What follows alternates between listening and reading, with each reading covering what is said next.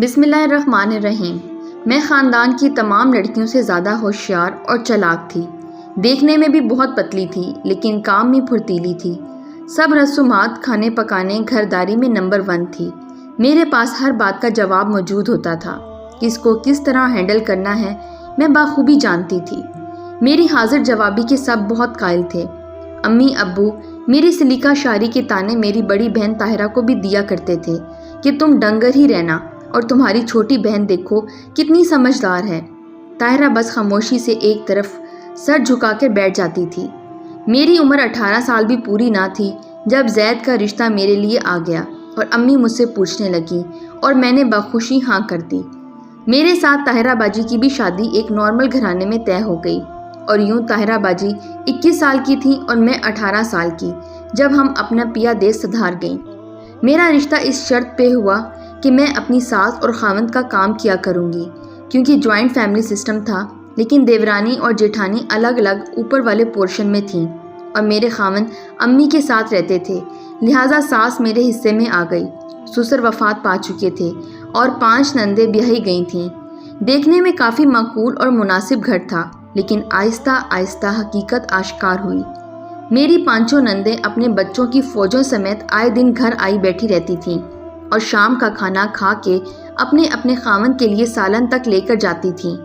شروع میں تو کافی برداشت کیا، لیکن جب صبر اور زبان نے ساتھ چھوڑ دیا تو میں نے کہنا شروع کر دیا کہ ایسا کرنا مناسب نہیں۔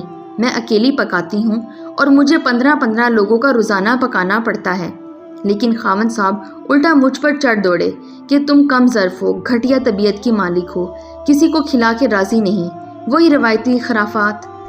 اب میں اللہ کو رو رو کے دکھاؤں کہ اپنے ماں باپ کی اتنی لاڈلی اور یہاں ذلیل ہو رہی ہوں۔ بابا دل کی مریض تھے، لہٰذا انہیں بتا بھی نہیں سکتی تھی اور خاموش رہ نہیں سکتی تھی، کیونکہ صحت بہت خراب ہوتی جا رہی تھی۔ خاوند صاحب کبھی ساتھ نہ دیتے، اماں جی کی روب و احترام میں چپ رہتے اور ہمیشہ مجھ سے خفا رہتے۔ کبھی مجھ سے ہنس کر نہ بلاتے، ہمیشہ جلی کٹی سناتے۔ دیورانی جٹانی جلتی پر تیل ڈالتی اور مزید لڑائی چلتی رہتی۔ طاہرہ باجی بیاہ کر پردیس چلی گئیں۔ باجی جب پاکستان آتی مجھے ملنے، میرے سسرال والے طاہرہ باجی کی سلیقہ مندی اور خاوند کی خدمت کو دیکھ کر ان کے قصیدے پڑھتے۔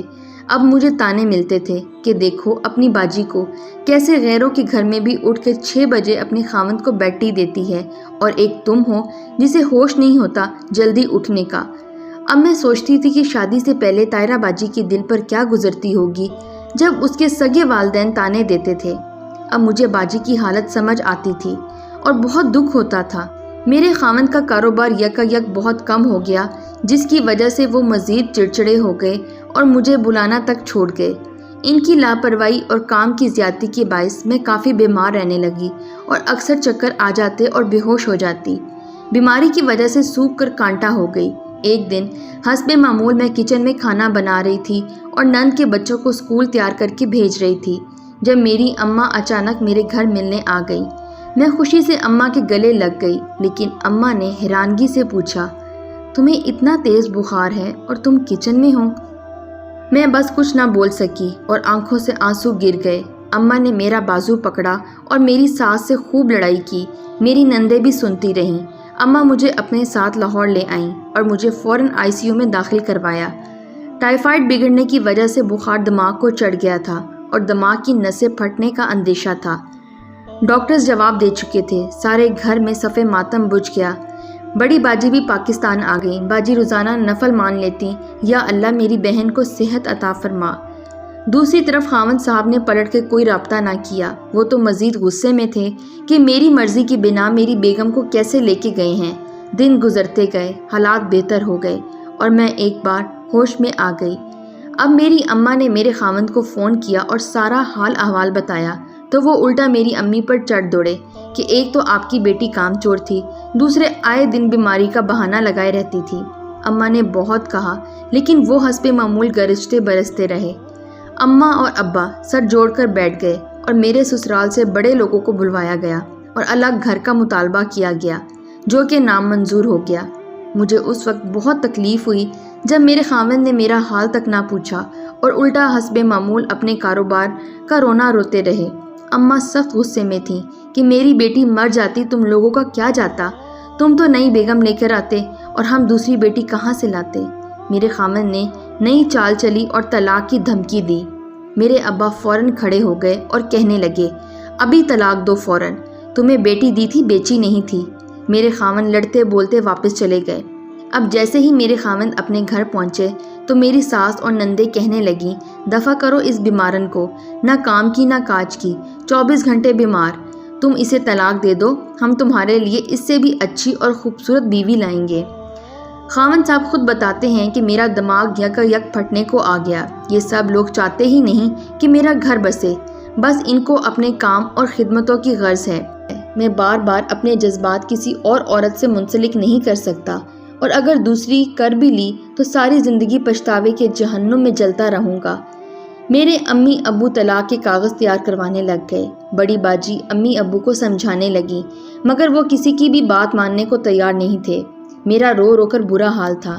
آخر میرا جرم کیا تھا؟ اور بالآخر اللہ تعالیٰ کی کرنی ایسی ہوئی، 3 دن بعد میرے خاوند واپس آ گئے اور رو رو کر پاؤں پکڑ کر معافی مانگتے رہے کہ آئندہ ایسی غلطی کبھی نہیں ہوگی۔ میں جان گیا ہوں میرے اپنے ہی میرا گھر تباہ کر رہے ہیں۔ میری امی سخت نالا تھی، لہٰذا وہ جلدی نہ مانی اور کہتی دیوار کھڑی کرو درمیان میں اور سارا فسادی سسٹم ختم کرو۔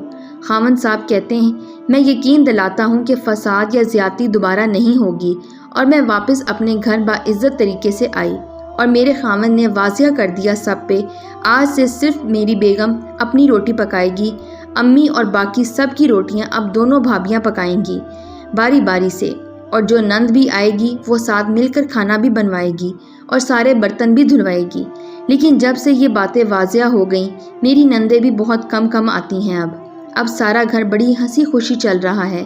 سچ کہتے ہیں، خاوند کا انصاف زندگی سنوار دیتا ہے، اور اس کی ناانصافی زندگی تباہ کر دیتی ہے۔